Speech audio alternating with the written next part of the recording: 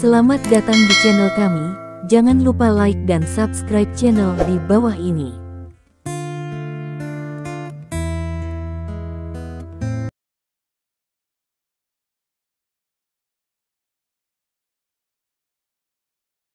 Bab 1711. Biarkan aku memotongnya juga. Para penonton memandang Stephen tanpa berkata-kata. Tidak ada yang menyangka Stephen akan mengajukan permintaan seperti itu saat ini. Batu-batu besar telah ditebang, jadi mungkinkah batu kecil Anda yang menempel dapat melakukan keajaiban? Kamu pikir kamu siapa? Yang terpilih. Ayo, ayo, ayo dan lihat, kata Lin Haoxuan buru-buru. Batu sebelumnya telah dipotong, dan dia kehilangan banyak muka. Sekarang dia khawatir tidak ada yang akan membantunya mengalihkan perhatiannya. Sekarang Stephen melompat keluar dan berkata bahwa dia juga akan memotongnya. Untuk Lin Haoxuan, itu tidak diragukan lagi bantuan tepat waktu. Lang Jun juga berhenti, dan menatap Stephen dengan tangan bersilang. Dia telah kehilangan uang sendiri. Jika dia bisa melihat orang lain kehilangan uang, itu akan agak menghibur. Yang terbaik adalah jika dia kehilangan begitu banyak sehingga dia bahkan tidak memiliki celana. Efek penghiburannya cukup kuat. Stephen berjalan ke depan mesin dengan batunya sendiri di tangannya. Bagaimana cara menggunakan ini? Stephen bertanya. Pertanyaan Stephen membuat semua orang di sekitarnya tertawa. Orang yang bahkan tidak tahu cara menggunakan mesin pemotong sebenarnya menghabiskan 50 juta untuk batu. Orang ini sakit jiwa, atau jenis yang keluarganya benar-benar punya banyak uang untuk dibakar.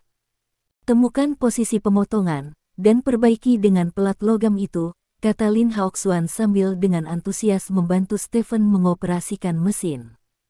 Segera, batu Stephen diperbaiki, dan posisi pemotongan berada di tengah, langsung memotong papan.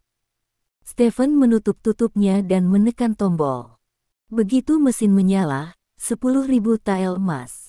Teriak Stephen. Kali ini, tidak ada orang di sekitar yang ikut berteriak, dan semua orang memandang Stephen seperti orang bodoh. Jika lebih dari 50 juta zamrud dapat dipotong, saya akan memakan cangkangnya di tempat, kata seseorang. Kamu makan cangkangnya, aku makan mesinnya. Segera seseorang mengikuti.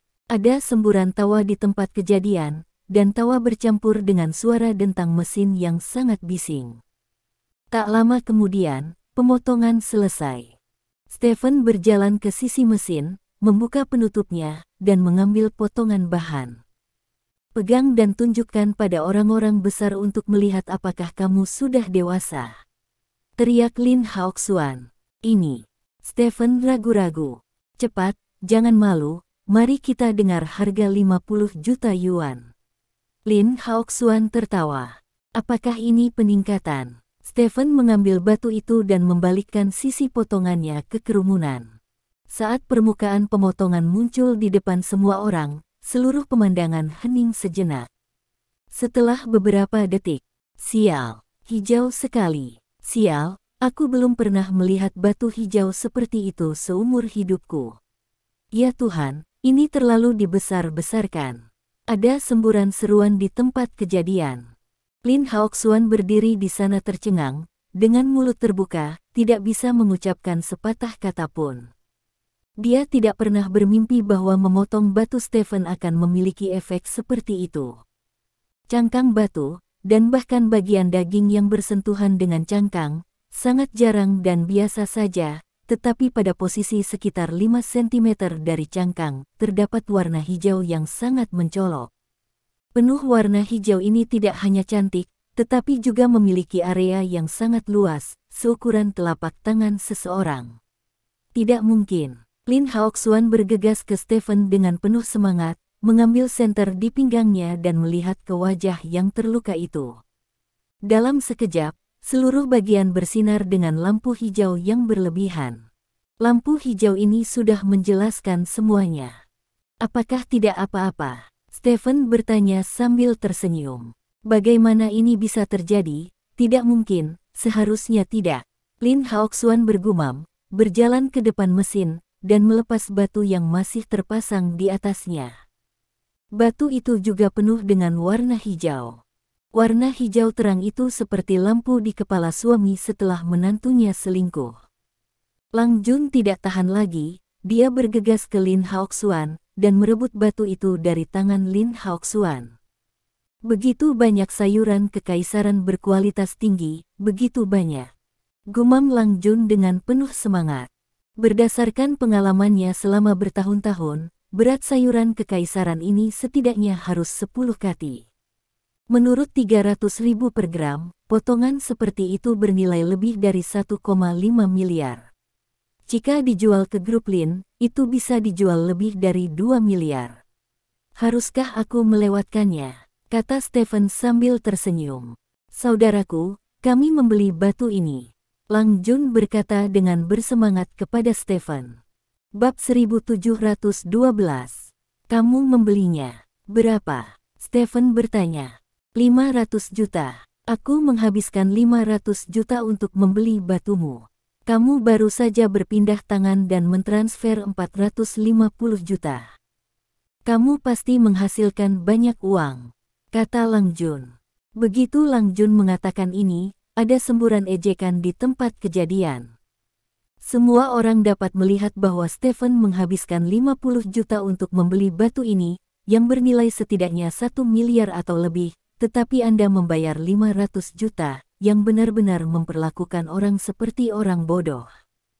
Kamu juga mendengar cemoohan, Tuan Lang, kamu menganggapku bodoh, kata Stephen sambil tersenyum. Bagaimana dengan 1 miliar, 1 miliar?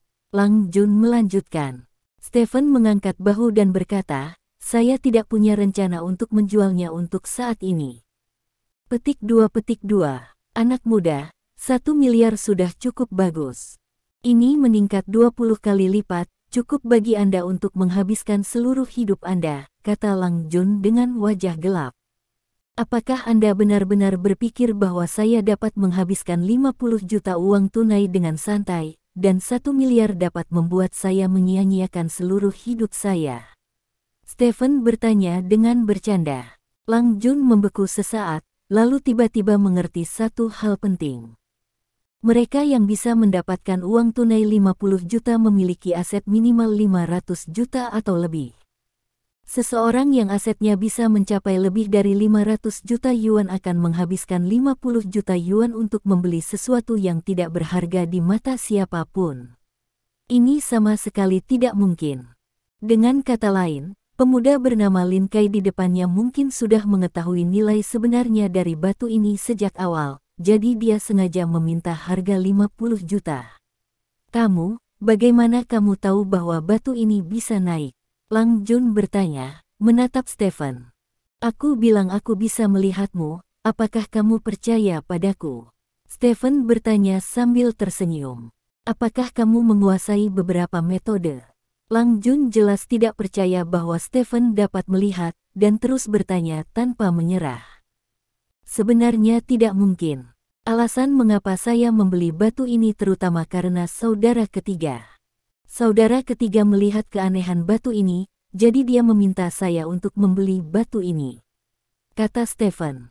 Tidak mungkin, Hesan baru saja marah padamu, bagaimana dia bisa melihat bahwa batu ini tidak biasa? Lin Haoxuan bertanya dengan penuh semangat. Jika dia tidak membujuk saya dan tidak terlalu marah kepada saya, maka Anda pasti akan bertanya-tanya mengapa dia tidak membujuk saya. Jadi kami memainkan permainan seperti itu, tujuannya adalah untuk meyakinkan Anda bahwa saya membeli batu. Untuk apa-apa? Ingat trik samar, kata Stephen sambil tersenyum. Jadi begitu. Lin Haoxuan melebarkan matanya, tiba-tiba merasa tercerahkan. Orang lain di sekitar juga merasakan pencerahan yang tiba-tiba. Ternyata semua ini adalah drama yang direncanakan. Ternyata semua penonton adalah badut.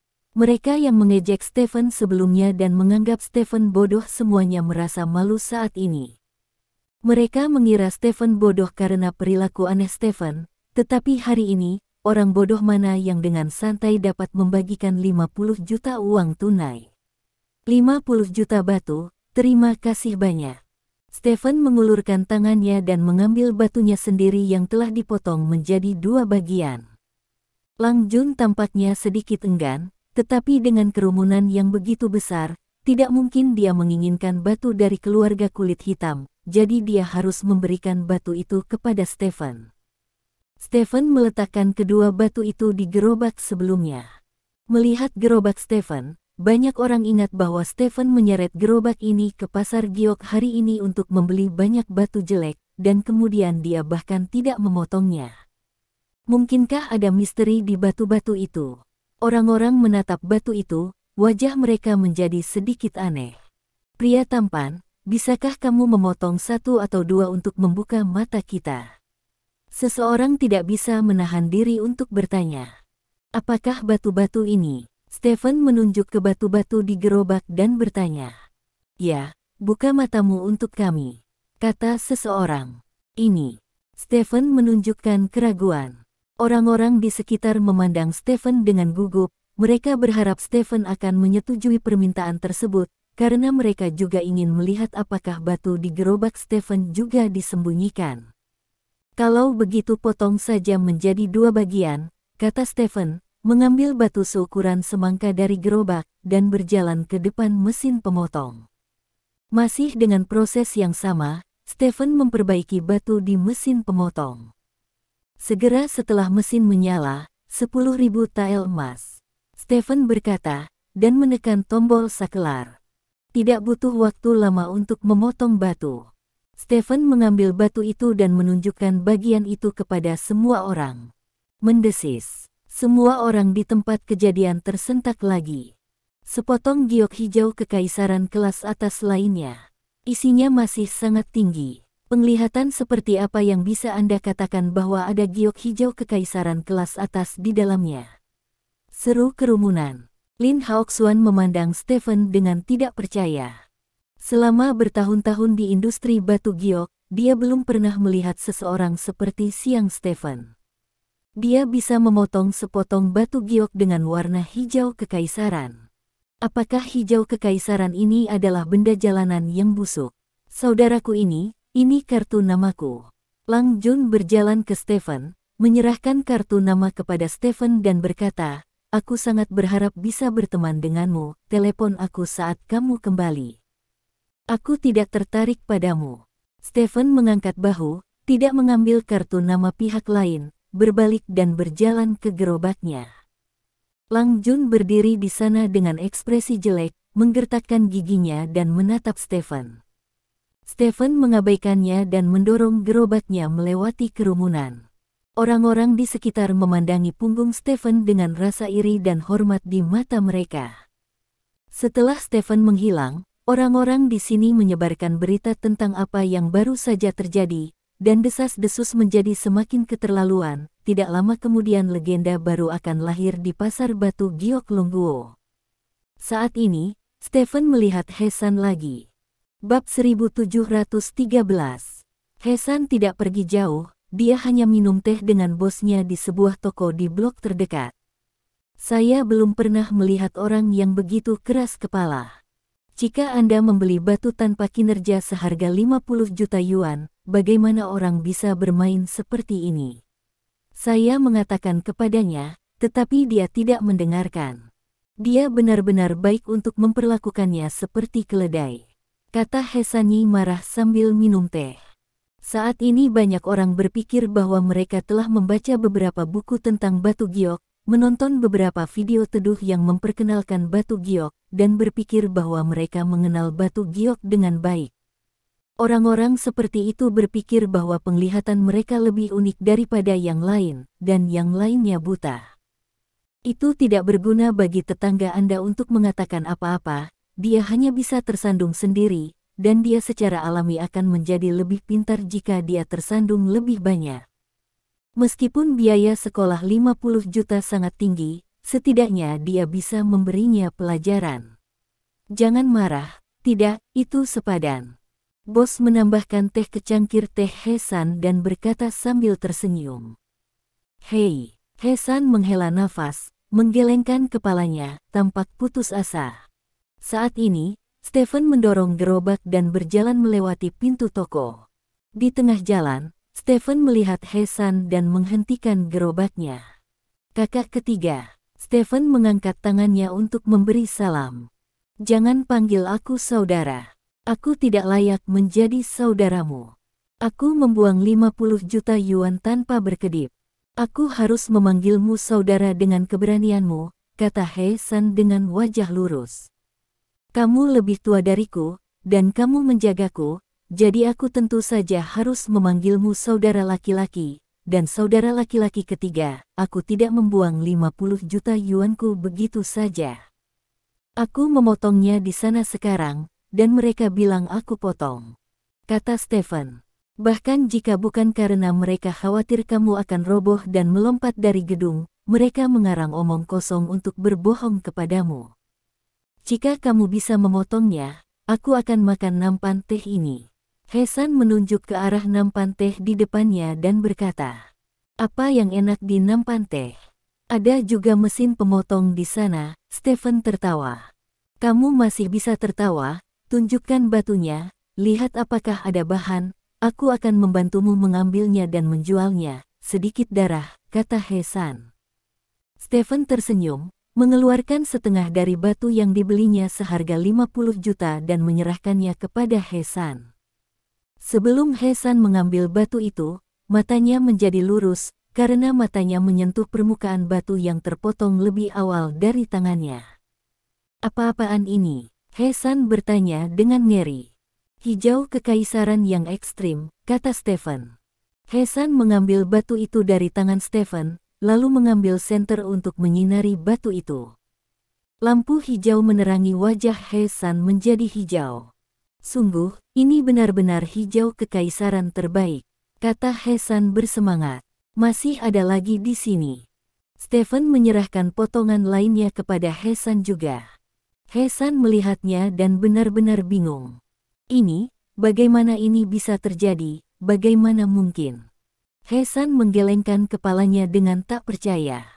Sayangku, hanya hijau kekaisaran ini, diperkirakan satu batu ini harus dijual lebih dari 1 miliar. Bos di sampingnya tidak bisa menahan diri untuk tidak berseru.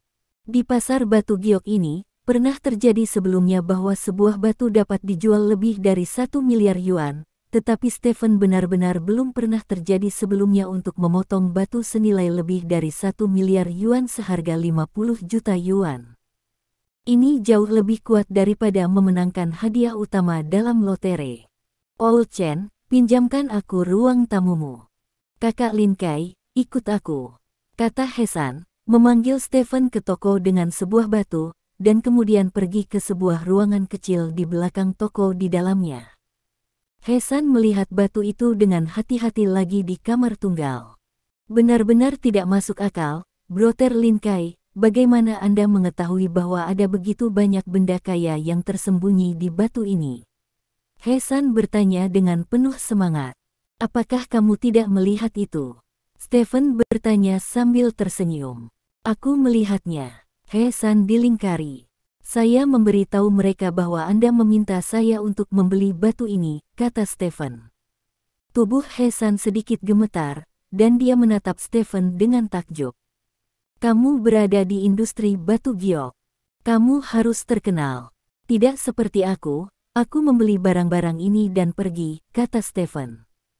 Hanya dengan kalimat ini, He San sudah memahami pikiran Stephen. Kamu tidak ingin orang tahu bahwa kamu bisa melihat batu? He San bertanya. Ya. Stephen mengangguk dan berkata, Anda telah berada di industri ini selama beberapa dekade, dan Anda memiliki visi yang unik, jadi terlalu menjengkelkan untuk menyalahkan semua ini di masa lalu yang masih Anda bicarakan. Saya meragukannya, dan tidak ada gunanya bagiku untuk memiliki reputasi ini. Mengapa tidak memberikan semuanya kepadamu, dan kamu akan menjadi sosok seperti dewa di industri mulai sekarang. Petik 2. Siapa kamu? He San bertanya dengan sungguh-sungguh. Bab 1714. Stephen tersenyum dan berkata, kamu tidak peduli siapa aku. Kamu hanya perlu ingat bahwa kamu memintaku untuk membeli semua batuku. Kamu memiliki keahlian unik dalam melihat batu. Itu tidak ada hubungannya denganku. Aku belilah. Selesaikan batu-batu ini dan pergi. Petik 2. Ini. He-san ragu-ragu. Tentu saja, Anda juga dapat memilih untuk tidak memiliki reputasi seperti itu, tetapi saya pikir karena Anda berada di industri ini, reputasi ini masih berguna bagi Anda, kata Stephen. Ini lebih dari sekedar sedikit kegunaan. Beri aku reputasi seperti itu, dan aku bisa langsung menjadi dewa, kata He-san bersemangat. Itu akan lebih baik lagi, sebagai hadiahmu karena membawaku sejauh ini hari ini. Stephen tertawa. Oke, He-san mengangguk. Sejujurnya, sangat sulit baginya untuk melepaskan reputasi seperti itu di depannya. Di masa depan, dia pasti bisa menggunakan reputasi ini untuk keluar dari dunianya sendiri. Tentu saja, aku juga butuh bantuanmu untuk satu hal, kata Stephen. Katakan saja apa yang kamu inginkan, kata He-san. Pada saat yang tepat, saya akan meminta Anda untuk membeli batu hijau kekaisaran, potongan lengkap, dan produk cacat dalam jumlah besar di pasar. Anda dapat menggunakan nama perusahaan Anda atau nama Anda sendiri, selama Anda tidak mengekspos aku bisa melakukannya. Stephen berkata, apakah kamu juga ingin menimbun barang dan menjualnya ke grup Lin? Tanya He-san. Tentu saja tidak. Stephen tersenyum dan menggelengkan kepalanya. Tidak, kalau begitu kamu. Begitu, kamu dari grup Lin. He-san sepertinya mengerti sesuatu, dan berseru dengan penuh semangat. Stephen tersenyum tanpa mengucapkan sepatah kata pun. Tidak heran kamu datang ke kota Hongwen, jadi kamu dari grup Lin, jadi ternyata. He-sanyu menjadi lebih bersemangat saat berbicara, dan berdiri. Saat itu, saya akan membayar Anda sejumlah besar uang untuk membeli barang yang kami inginkan. Anda hanya perlu membeli barang sesuai harga pasar saat itu, kata Stephen. Oke, tidak masalah. He-san langsung mengangguk tanpa ragu. Senang bertemu denganmu saat aku datang ke kota Hongwen kali ini. Stephen tersenyum dan menepuk bahu He-san. Aku juga, omong-omong, apakah nama aslimu benar-benar Lin Kai? Tanya He-san. Kamu tidak perlu khawatir tentang nama asliku. Aku hanya orang yang bekerja untuk keluarga Lin. Jika kamu ingin menemukanku di masa depan, pergilah ke keluarga Lin untuk menemukan Lin Chairong, dan beritahu dia bahwa kamu adalah teman Lin Kai, kata Stephen sambil tersenyum. Oke, He-san mengangguk. Hal terakhir adalah menghitung perhiasan hijau kekaisaran dan batu kasar yang Anda dan teman Anda terima, dan membuangnya dengan harga lebih tinggi. Yang terbaik adalah membuangnya ke produsen perhiasan besar seperti Zoukifu, kata Stephen. Apakah harganya akan segera turun? He-san bertanya. Ya, Stephen mengangguk dan berkata, segera akan ada longsoran salju. Petik 2. Aku tahu. Terima kasih, Saudara Lin Kai, kalau tidak aku akan sengsara kali ini. Kamu tidak tahu. Dilemparkan, jika harganya benar-benar longsor, maka kerja keras saya dan teman-teman saya selama puluhan tahun akan sia-sia, kata He-san. Tidak apa-apa bagimu untuk mengetahuinya sendiri. Jangan terlalu banyak bicara tentang orang lain. Mereka yang ingin memecat benda ini hanya bisa menyalahkan diri sendiri karena bangkrut oleh benda ini, kata Stephen. Aku tahu, mulutku sangat keras, jangan khawatir. He-san berkata dengan serius. Tidak apa-apa. Saya tidak ada hubungannya, jadi saya akan kembali ke hotel dulu. Kali ini, Anda telah menerima banyak hal baik untuk saya. Ketika saya kembali ke ibu kota kekaisaran, saya akan pergi ke perusahaan Anda untuk membuat teh bersamamu jika aku punya kesempatan. Stephen berkata sambil tersenyum. Oke, aku akan menunggumu. He-san mengangguk. Setelah obrolan singkat, keduanya meninggalkan ruangan kecil itu bersama-sama. He-san membantu Stephen mendorong gerobak dan meninggalkan pasar batu giok. Kali ini Stephen membeli banyak batu, yang beratnya beberapa ratus kati. Batu-batu ini semuanya berwarna hijau kekaisaran, tetapi isinya berbeda. Stephen hanya melihat kaisar hijau melalui mata para titan, tetapi dia tidak tahu berat pastinya. Jadi, Malam itu, di bawah kepemimpinan He-san, Stephen pergi ke bengkel, di mana dia memproses semua batu. Ketika potongan-potongan giok hijau kekaisaran dilucuti dari batu aslinya, He-san merasa napasnya menjadi sangat berat. He-san tidak pernah berpikir bahwa suatu hari dia akan dapat melihat begitu banyak batu giok hijau kekaisaran. Nilainya pasti lebih dari miliaran, dan yang dibayar Stephen hanya lebih dari 60 juta. Di masa depan, mungkin untuk waktu yang lama, tidak ada yang akan menemukan batu giok hijau kekaisaran di pasar batu giok.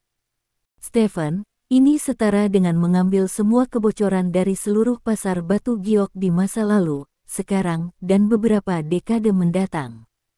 Tahukah Anda, batu-batu ini sangat tidak mencolok, dan beberapa di antaranya telah disimpan selama lebih dari 10 tahun dan tidak ada yang peduli.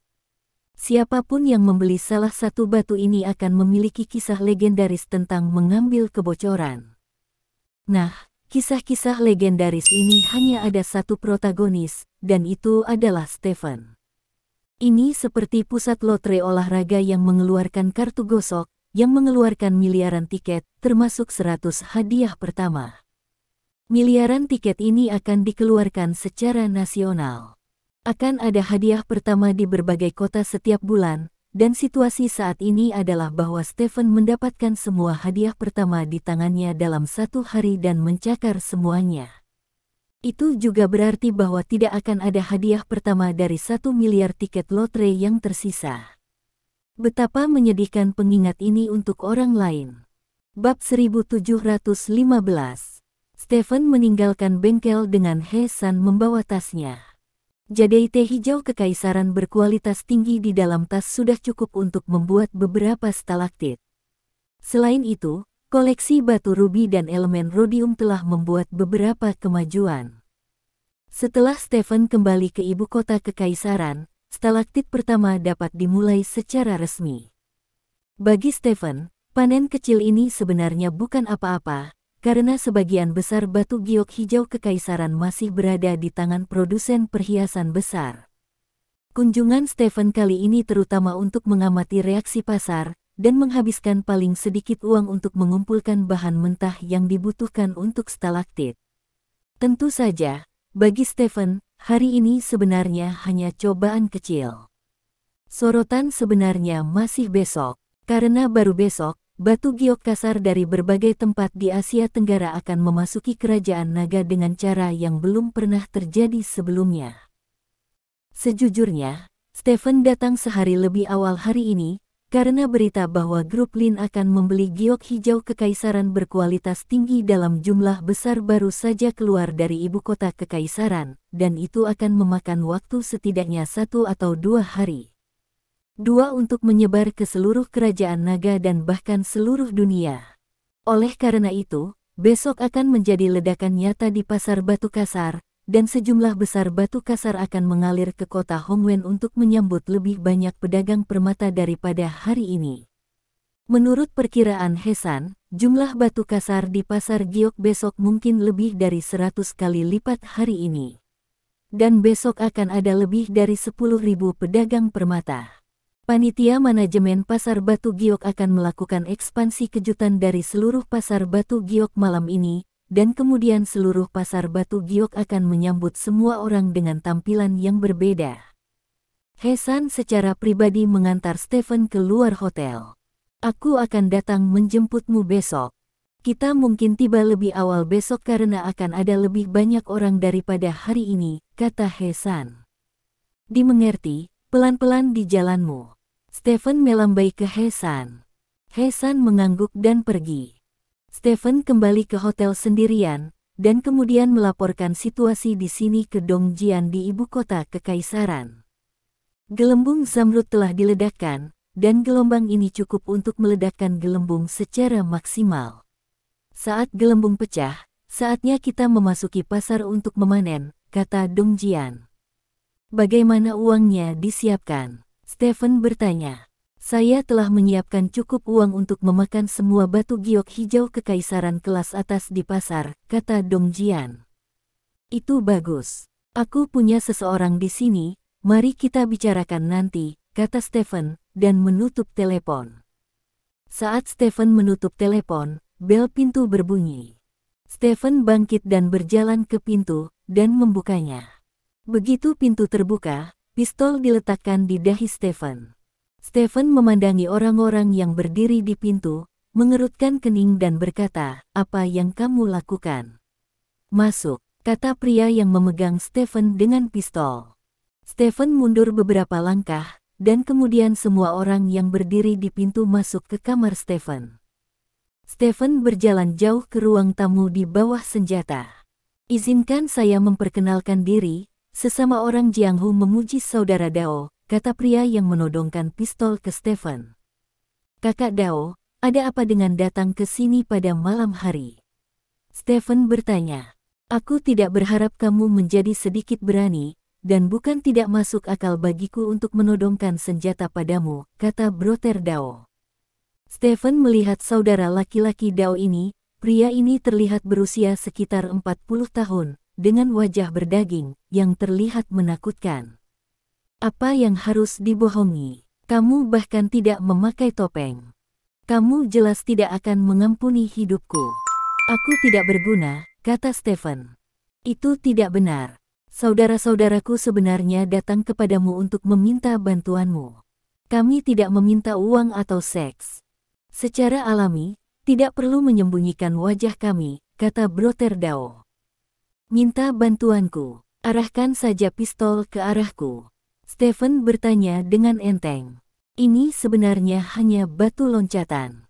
Tanpa dia, kita mungkin tidak bisa masuk ke kamarmu."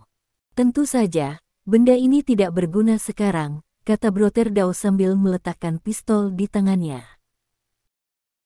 Bab 1716. "Bos, anak ini terlihat sangat aneh, jangan biarkan dia kabur," kata seorang pria dengan alis nakal di sebelahnya. "Kalian ada di sini, kemana saya bisa pergi?" Stephen bertanya. "Saudaraku ini, apakah dia dipanggil Lin Kai?" tanya saudara Dao. "Ya." Stephen mengangguk. "Saudara-saudara kita semua berjalan di sungai dan danau. Kami tidak memiliki banyak kemampuan. Kami biasanya mendapatkan uang dengan meninju dan menendang. Kali ini, saya mendengar bahwa ada banyak orang kaya di kota Hongwen yang akan datang untuk membeli hal-hal, jadi saudara kita saya hanya datang ke sini untuk melihat apakah saya bisa mendapatkan beberapa keuntungan." Tanpa diduga, saya melihat kinerja Lin Kai bersaudara di pasar Batu Giok. Sejujurnya, metode Lin Kai bersaudara benar-benar mengejutkan saya saat itu. Saya tidak suka batu itu, tetapi Anda berani membelinya seharga 5.000 yuan, saya sangat mengagumi keberanian Anda, kata Brother Dao dengan serius. "Tidak apa-apa, jika kamu ingin batu, itu ada di sana." Stephen menunjuk ke tasnya di sudut. "Saya mengatakan bahwa kami tidak ingin menghasilkan uang. Kami telah aman dan sehat selama bertahun-tahun. Yang paling penting adalah kami mematuhi hukum. Barang-barang yang Anda miliki terlalu mahal. Saya dengar itu layak lebih dari 1 miliar. Jika kami mengambil barang itu sekarang, setelah ditangkap, 1 orang dan 1 senjata tidak dapat melarikan diri, jadi kami tidak akan menyentuh barang-barang Anda, tidak sama sekali," kata Dao. "Oh. Lalu apa yang ingin kamu lakukan?" Stephen bertanya. "Kami sebenarnya ingin menghasilkan uang dengan keahlianmu. Besok kami mendengar bahwa sejumlah besar batu kasar akan dikirim ke sini. Kami harap kamu dapat membantu kami melihat batu-batu itu dan memberitahu kami batu mana yang harus dibeli. Kami menghabiskan uang kami beli batu-batu itu dengan uangmu sendiri, dan ketika kami tidak punya uang untuk membeli, kami akan membiarkanmu pergi. Aku berpikir bahwa ini seharusnya bukan tugas yang sulit untukmu, bukan?" kata Brother Dao. "Bukankah aku mengatakan bahwa aku membeli batu-batu itu karena saudara ketigaku?" kata Stephen. "Kamu hanya menipu orang lain. Aku sudah berada di sungai dan danau selama bertahun-tahun. Jika aku bahkan tidak tahu bahwa kamu dan saudara ketiga itu benar-benar bertengkar, aku malu mengacau di sungai dan danau. Kakak ketiga itu jelas perisai yang kamu angkat. Tentu saja, Saya tidak bertanya mengapa Anda menginginkan perisai seperti itu, karena itu rahasia Anda. Saya hanya ingin Anda membawa saya untuk membeli batu besok, beli batu yang bisa naik tajam, tidak apa-apa. Kata Dao. Berapa banyak uang yang kamu siapkan? Stephen bertanya. Tidak banyak, sekitar 200 juta, kata Brother Dao. 200 juta. Stephen menatap Brother Dao dengan heran. Jelas di luar dugaannya bahwa beberapa orang yang kurang dikenal dari dunia ini masih bisa menghasilkan 200 juta yuan. Ini buku peti mati kami. Kami menjual rumah, tanah, dan mobil kami, dan mengambil semua tabungan kami. Masing-masing dari kami mengumpulkan puluhan juta, dan kami hanya mengumpulkan 200 juta. Ini adalah besok kami. Saya harap itu 200 juta ini bisa menjadi 2 miliar, 3 miliar, 4 miliar, apapun, selama Anda membantu kami memilih beberapa batu bagus lagi, dan ketika kami menghabiskan semua 200 juta, kami akan secara alami, saya akan membiarkan Anda pergi, dan maka kamu bisa pergi mengambil batu sendiri, kata Brother Dao. Bagaimana saya bisa percaya bahwa Anda akan membiarkan saya pergi setelah menghabiskan uang? Stephen bertanya. Jika Anda tidak percaya, Anda harus percaya, karena Anda tidak punya pilihan. Jika Anda tidak membantu kami, maka saya minta maaf, dan kami akan memotong uang Anda. Saya tahu tujuan Anda adalah besok, jadi saya tidak akan melakukan apapun untuk Anda dengan cara ini. Saya akan mengunci Anda di sini selama beberapa hari, sehingga Anda tidak dapat membeli batu. Saya pikir itu mungkin membuat Anda lebih tidak nyaman daripada mematahkan kaki Anda. Kata Dao. Stephen mengerutkan kening, menatap Brother Dao dan berkata setelah hening sejenak. Kamu benar. Petik 2. Itu tidak akan memengaruhi pembelian batu Anda. Kami akan pergi setelah kami mengambil batu, dan kami berjanji tidak akan mengganggu Anda lagi. Kata Brother Dao. Baiklah kalau begitu. Stephen mengangguk dan berkata, saya percaya apa yang Anda katakan, dan saya harap Anda tidak mengecewakan saya besok. Tentu saja tidak. Kami telah berjalan di sungai dan danau selama bertahun-tahun. Mengandalkan integritas, kata saudara Dao. Kalau begitu bisakah aku tidur sekarang? Stephen bertanya. Tentu saja, kamu bisa tidur, menonton TV, makan, minum, selama kamu tidak pergi dari sini, jangan pergi dari pandangan kami, jangan berpikir untuk memanggil polisi, atau memberitahu temanmu, tidak ada masalah. Kata saudara Dao. Tapi saya membuat janji dengan teman saya untuk melihat batu itu besok, dan dia akan datang menemui saya besok, kata Stephen. Kamu tidak perlu khawatir tentang dia besok. Kamu akan pergi ke pasar Batu Giok bersama kami pagi-pagi. Jika temanmu bertanya padamu, kamu akan mengatakan bahwa ada sesuatu yang harus kamu lakukan. Pasar Batu Giok akan penuh sesak besok. Anda mungkin tidak dapat melihatnya saat itu. Tunggu Anda untuk membantu kami tadi malam. Anda dapat menemukan teman Anda untuk membeli batu ketika Anda memiliki sesuatu untuk dilakukan, kata Brother Dao. Tidak apa-apa. Stephen mengangguk, lalu bangkit dan berjalan ke kamarnya. Amin, ikuti dia ke kamar, kata Brother Dao kepada pria dengan mulut tajam dan pipi monyet di sebelahnya. Pria bernama Amin itu mengangguk, dan masuk ke kamar bersama Stephen. Malam yang sangat damai. Pukul 7 keesokan paginya, saudara Dao membangunkan Stephen, lalu membawa Stephen keluar dari hotel dan berjalan menuju pasar Batu Giok. Sebelum tiba di pasar Batu Giok, Stephen dikejutkan oleh pemandangan di depannya.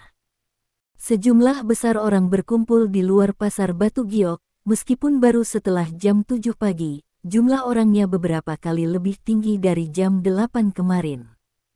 Stephen dikelilingi oleh saudara Dao dan yang lainnya dan berbaur dalam kerumunan. Dia sama sekali tidak mencolok, dan tidak ada yang mengenalnya.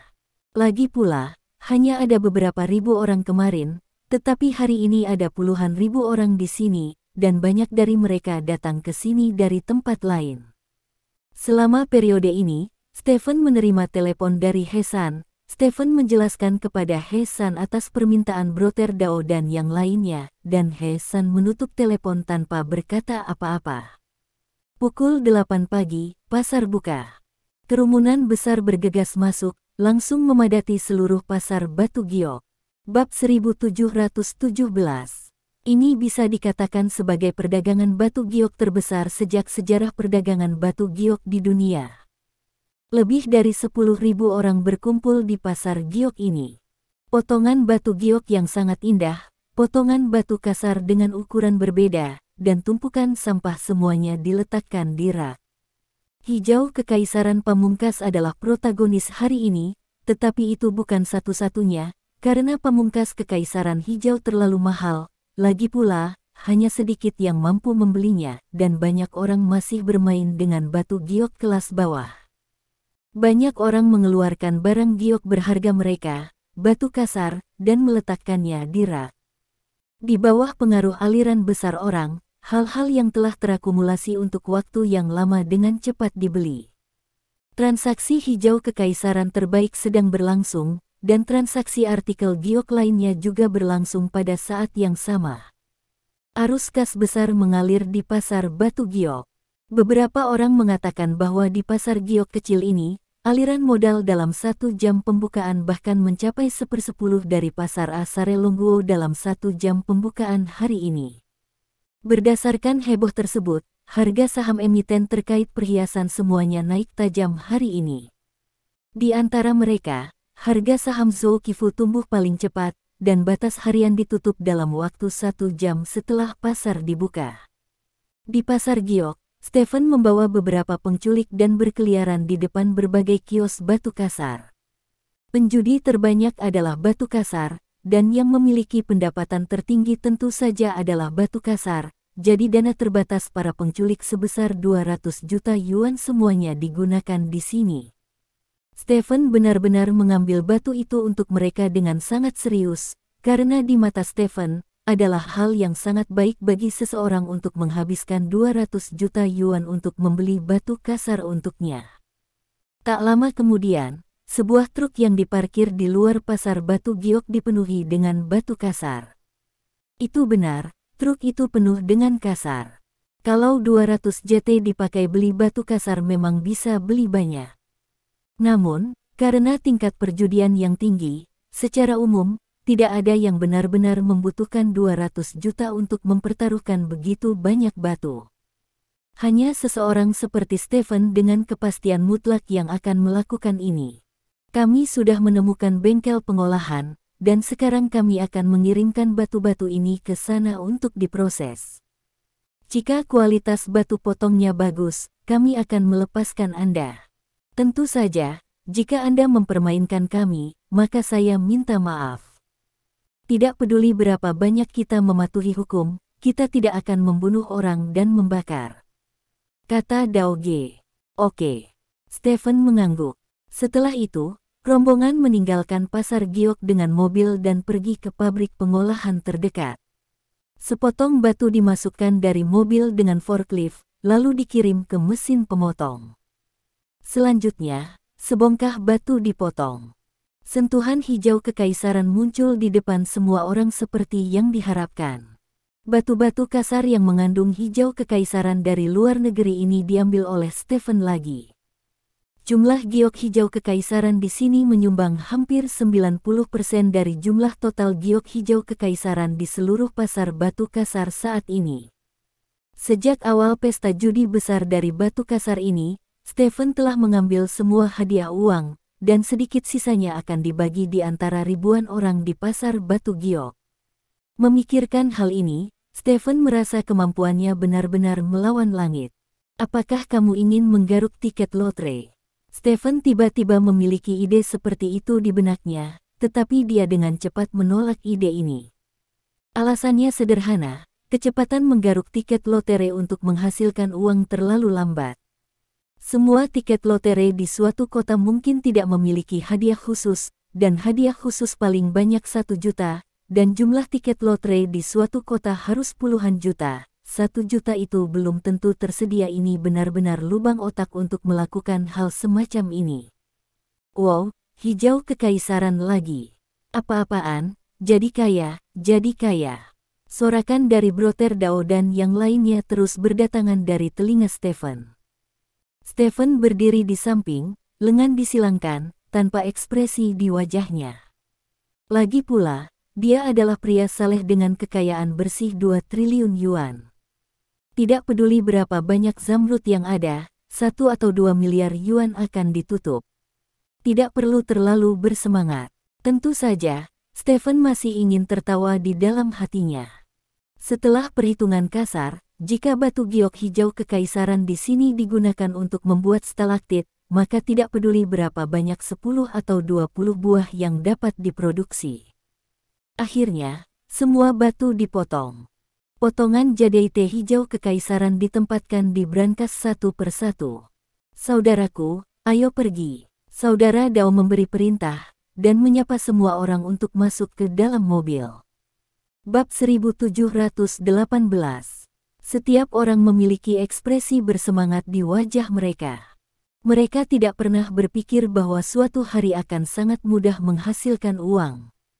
Pokok 200 juta berubah menjadi 10 atau 20 miliar dalam beberapa jam. Ini bahkan bukan mesin pencetak uang.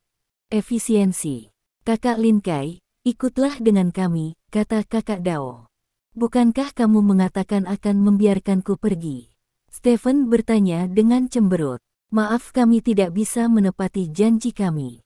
Kemampuanmu terlalu menantang surga. Denganmu, kami bisa memonopoli semua batu kasar berkualitas tinggi di dunia, dan kami bisa menjadi penguasa industri permata.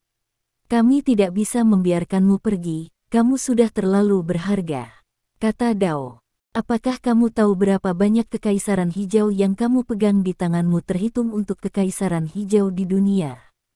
Stephen bertanya. Berapa persentasenya? Tanya saudara Dao. Tahun lalu, ada laporan bahwa berat total semua batu giok hijau kekaisaran berkualitas tinggi yang telah dijadikan aksesori di dunia hanya sebanyak koper Anda. Pangsa pasar total batu giok hijau kekaisaran berkualitas tinggi adalah sekitar 20 miliar. Beberapa kotak berisi 50% dari pasar batu giok hijau kekaisaran kelas atas saat ini, kata Stephen. Kami tidak harus melakukan warna hijau kekaisaran, tetapi tekstur batu giok lainnya juga baik-baik saja, kata Brother Dao. Batu kasar yang ditambang setiap tahun hanya sekian, dan 90% di antaranya akan dibeli oleh pedagang, dan 10% sisanya akan diawetkan. Dari 10% ini, hanya 1% yang mungkin bisa menghasilkan barang bagus. Bahkan jika saya dapat mengetahui 1% dari mereka adalah hal-hal yang baik, kita perlu menginvestasikan banyak waktu dan energi. Selain itu, begitu kita menjual batu giok dalam jumlah besar, itu pasti akan mempengaruhi seluruh pasar. 10.000 bahan hanya akan bernilai 1.000 tahun depan, jadi tidak ada gunanya membawaku pergi, kata Stephen. Kakak Dao, masuk akal atau tidak, bawa orang ini pergi dulu, dia pasti punya rahasia besar. Kata Amin. Amin benar. Kamu ikut dengan kami, jangan paksa kami untuk menjadi kasar. Kata Brother Dao dengan wajah gelap. Oke. Stephen menghela nafas. Dia ingin mengikuti orang-orang ini untuk menemukan kesempatan untuk merebut mereka, tetapi dia tidak menyangka bahwa mereka bersikeras untuk membawanya bersamanya. Ini benar-benar memberinya kesempatan. Cepat masuk ke mobil, ajak Amin. Stephen mengangguk dan masuk ke mobil. Seorang Ming dan penculik lainnya menjepit Stephen di tengah agar Stephen tidak kabur dan saudara Dao akan duduk di kursi kopilot. Mobil dinyalakan, lalu dengan cepat melaju keluar dari kota Hongwen. Kamu sepertinya sangat gugup, Stephen berkata tiba-tiba. Kentut gugup, apakah aku akan gugup? Kata Amin sambil menjilat bibirnya. Sebenarnya, saya tidak ingin percaya bahwa Anda dapat menghasilkan 200 juta yuan, karena Anda sendiri telah mengatakan bahwa Anda tidak akan melakukan hal-hal ilegal. Karena Anda tidak melakukan hal-hal ilegal, maka sama sekali salah bagi Anda untuk mengumpulkan 200 juta yuan. Tidak mungkin, kata Stephen. Apa yang ingin kamu katakan? Brother Dao menoleh, menatap Stephen dengan wajah muram dan bertanya. Saya pikir 200 juta yuan Anda harus diberikan oleh orang lain. Pihak lain meminta Anda untuk berpura-pura menjadi penculik dan menculik saya untuk membeli batu. Awalnya, kerja sama Anda harus berakhir setelah batu dipotong. Namun, Anda melihat uangnya dan memutuskan untuk membawanya bersamamu. Melarikan diri dengan barang-barang ini, benar kan? Kata Stephen. Ini hanya tebakanmu, kata saudara Dao. Jika ini hanya tebakanku, bisakah kamu menjelaskan mengapa mobil hitam di belakang mengikuti kita setelah kita meninggalkan pabrik pengolahan? Stephen menunjuk ke belakang dan berkata. Saudara Dao melihat ke belakang dan menemukan sebuah mobil hitam. Chunzai, percepat, kendarai ke pegunungan, singkirkan mobil itu untukku. Kata Brother Dao dengan penuh semangat. Pengemudi itu mengangguk, menginjak pedal gas dan melaju ke depan. Begitu pedal gas dinaikkan di sini, mobil di belakang juga dinaikkan pedal gasnya.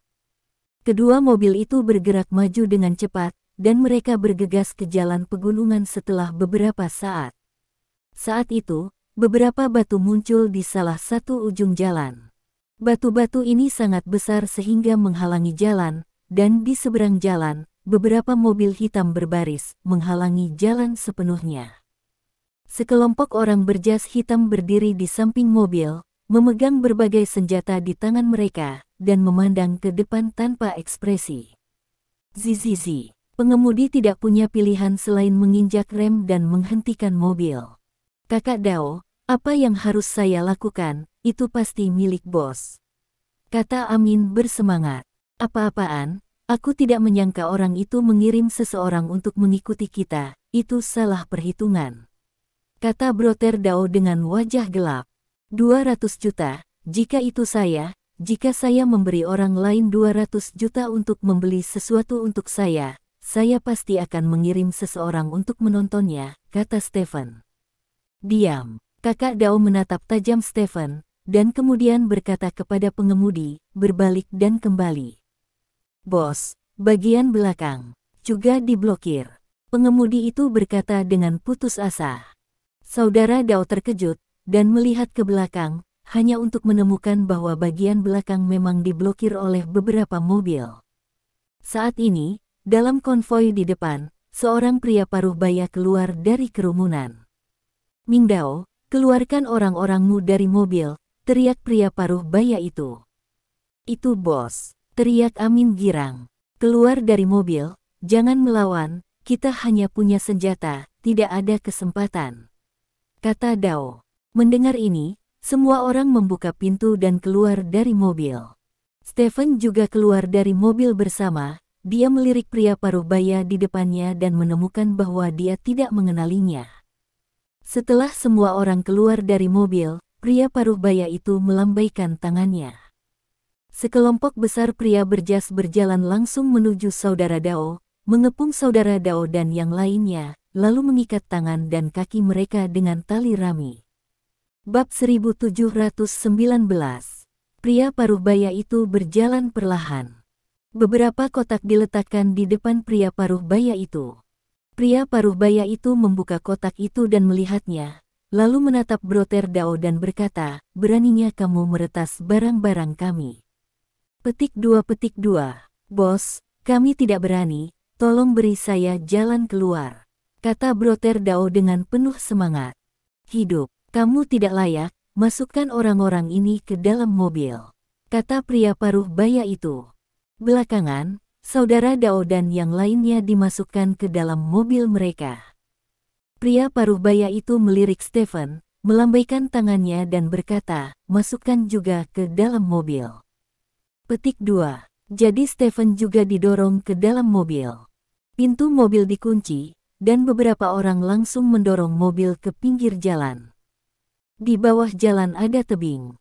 Orang-orang di dalam mobil menangis dan memohon belas kasihan, tetapi tidak berhasil. Bawahan pria paruh baya itu langsung mendorong mobil dari tebing. Mobil terus menabrak tebing, dan akhirnya meledak di dasar tebing, berubah menjadi bola api. Orang-orang di dalam mobil entah dilempar sampai mati atau dibakar sampai mati, singkatnya, mereka benar-benar menjadi orang yang lewat di dunia ini. Batuk, bah. Pria paruh baya itu meludah ke tanah, lalu berbalik dan berjalan menuju mobilnya. Beberapa pria memasukkan koper yang mereka ambil dari saudara Dao dan yang lainnya ke dalam salah satu mobil hitam. Konvoi kemudian meninggalkan lokasi dari dua arah berbeda. Mobil dengan beberapa koper melaju di tengah. Koper ini bernilai puluhan miliar, jadi tidak ada yang berani lalai. Tidak hanya mobil di tengah, tapi juga ada beberapa penjaga dengan peluru tajam duduk di dalam mobil. Para penjaga ini masing-masing duduk di kopilot dan barisan belakang, dan totalnya ada 4 orang. Kemana kita akan pergi? Seorang penjaga yang duduk di sisi terjauh bertanya. Tentu saja saya mengirim kotak-kotak ini bersama bos. Penjaga yang duduk di tengah berbicara sambil melirik penjaga yang sedang berbicara di sebelahnya. Melihat ini, penjaga itu sedikit bingung. Penjaga yang duduk di sebelahnya tampak agak asing baginya, mengapa bukan yang ada di mobil yang sama tadi? Apakah kamu? Penjaga yang duduk di tengah bertanya dengan curiga. Izinkan saya memperkenalkan diri. Nama saya Lin Kai. Senyum cerah muncul di wajah Stephen. Momen selanjutnya. Bang, ada suara teredam. Satu pintu samping mobil itu terlempar, dan 2 penjaga terbang keluar dari mobil. Saat berikutnya, terdengar suara teredam lagi, dan penjaga lain terbang keluar dari posisi kopilot. Kendaraan di depan mengerem mendadak dan menghentikan mobil. Pada saat itu, pengemudi mobil yang sudah terbang keluar dari beberapa orang juga terbang keluar dari kursi pengemudi, kemudian mesin mobil itu tiba-tiba mengeluarkan raungan yang keras, dan seluruh mobil berdesir. Dia bergegas keluar dan melewati langsung melalui mobil-mobil di depannya. Kejar mobil itu, pria paruh baya di salah satu mobil berteriak kegirangan. Semua orang menyalakan kembali mobil dan mengejar ke depan.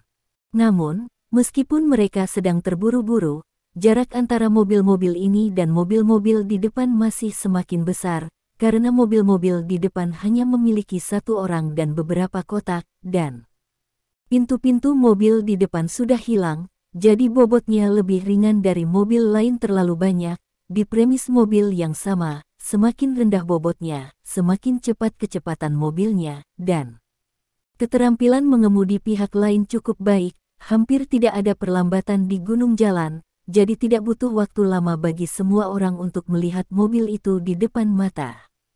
Beberapa menit kemudian, semua orang melihat mobil dengan 4 pintu hilang di sudut jalan pegunungan. Bagasi mobil terbuka, dan semua kotak di dalamnya menghilang, dan bahkan pengemudi mobil itu pun menghilang. Bajingan, biarkan aku menemukannya, aku harus menemukan kumpulan barang itu. Pria paruh baya itu berdiri di samping mobil dan meraung marah. Sementara itu, dalam perjalanan ke kota, Stephen meletakkan satu tangan di setir, yang lain di ambang jendela, dan menyalakan sebatang rokok di tangannya. Ada beberapa kotak yang ditumpuk di barisan belakang mobil, diperkirakan tidak ada yang mengira nilai kotak apapun dalam satuan 100 juta. Ponsel Stephen diletakkan di konsol tengah, dan radio di konsol tengah memutar berita, kebetulan beritanya tentang pasar batu giok panas saat ini. Saat ini, ponsel Stephen berdering. Bab 1720. Stephen mengecilkan volume radio, lalu menekan tombol handsfree di telepon. Bos, saya telah menemukan kepemilikan plat nomor yang Anda sebutkan. Plat itu milik cabang Zhou Qifu Jewelry Cloud Manitoba. Orang itu adalah Cao Xiaobing, manajer umum cabang Yunmanian Zhou Qifu Jewelry. Kata ujung telepon yang lain. Kirimi saya foto Cao Xiaobing, kata Stephen. Ya, sudah terkirim ke ponselmu. Kata ujung telepon yang lain. Stephen mengangkat telepon dan menekan telepon, lalu mengklik foto yang dikirim oleh bawahannya. Orang yang ada di foto tadi adalah pria paruh baya tadi. Ini benar-benar Zhou Qifu. Sudut mulut Stephen sedikit melengkung. Nyatanya, setelah menilai bahwa saudara Dao dan yang lainnya hanyalah preman orang lain, Stephen curiga bahwa bos di belakang layar yang sebenarnya mungkin adalah Zhou orang Qifu, karena dia berseteru dengan Zhou Qifu, dan Zhou Qifu juga memiliki kemampuan menghabiskan 200 juta yuan untuk membeli batu kasar. Stephen menggeser foto Cao Xiaobing, dan informasi relevan tentang Cao Xiaobing muncul di depan Stephen.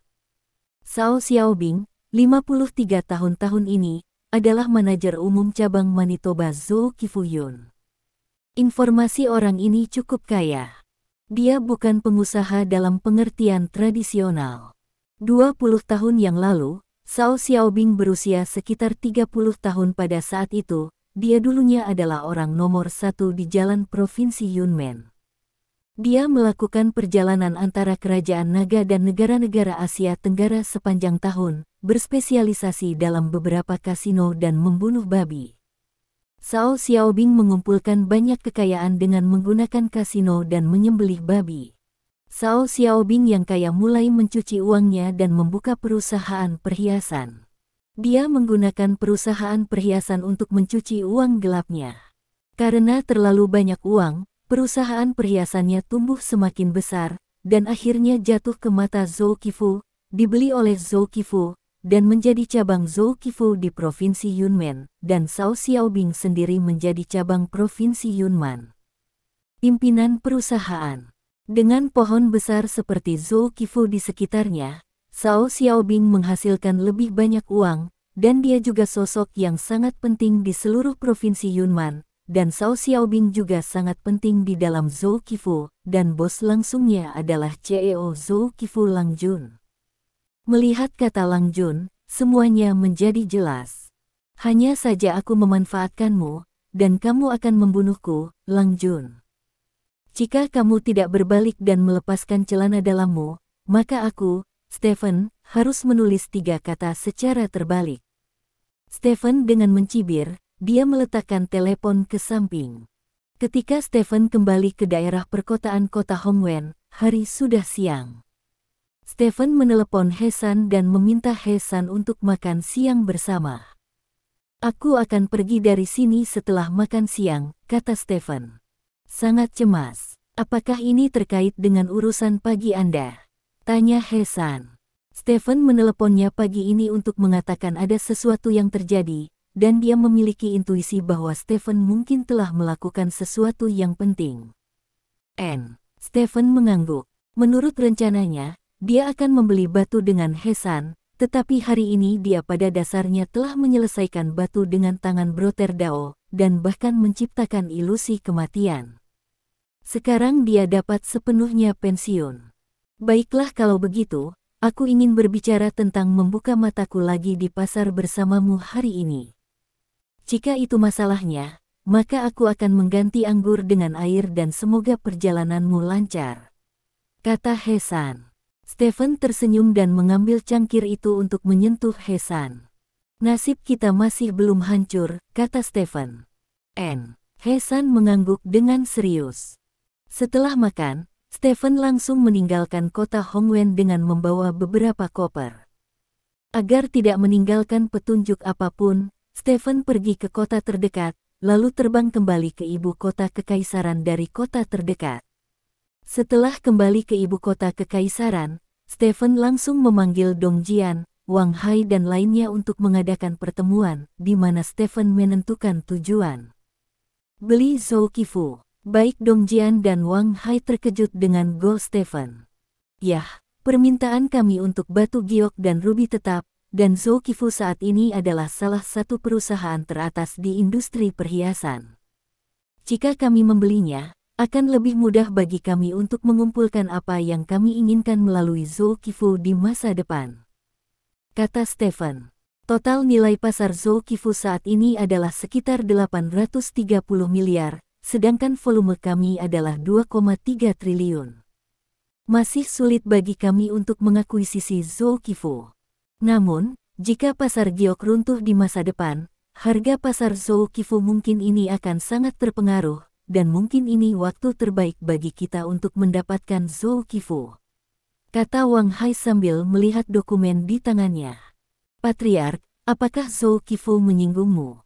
Tanya Dong Jian. CEO Zulkifli, Lang Jun menyinggung saya, kata Stephen datar. Tidak heran. Maka tidak cukup membiarkan orang menghancurkannya secara fisik, kata Dong Jian. Menghancurkan seseorang secara fisik adalah cara balas dendam yang paling langsung, tapi itu sangat membosankan, kata Stephen sambil tersenyum. Itu benar, Dong Jian mengangguk. Ngomong-ngomong, bagaimana kemajuan mengumpulkan elemen ruby dan rhodium? Stephen bertanya. Saat ini, jumlah yang cukup telah dikumpulkan dan dapat segera diproduksi, kata Dong Jian. Kalau begitu mari kita mulai, aku tidak sabar. Stephen berkata dengan bersemangat. Ya, 2 hari berlalu dalam sekejap mata. Seluruh pasar giok masih dalam situasi yang sangat panas. Negosiasi antara Lins Group dan Jewelry Manufacturers Alliance masih berlangsung. Produsen perhiasan terus menaikkan harga yang diminta, sementara Lins Group terus mencoba menawar. Kedua belah pihak terjebak dalam tarik-menarik, dan seluruh pasar batu giok juga memanas dalam tarik-menarik ini. Banyak orang sangat optimis tentang masa depan pasar batu giok. Hanya dalam 2 hari, Zulkifli nilai pasar melonjak dari 870 miliar ketika mencapai 1 triliun. Itu menjadi perusahaan perhiasan pertama di dunia yang menembus 1 triliun. Pada hari ini, Stephen dan Dong Jian datang ke pinggiran ibu kota kekaisaran. Terima kasih. Sampai jumpa di bab selanjutnya.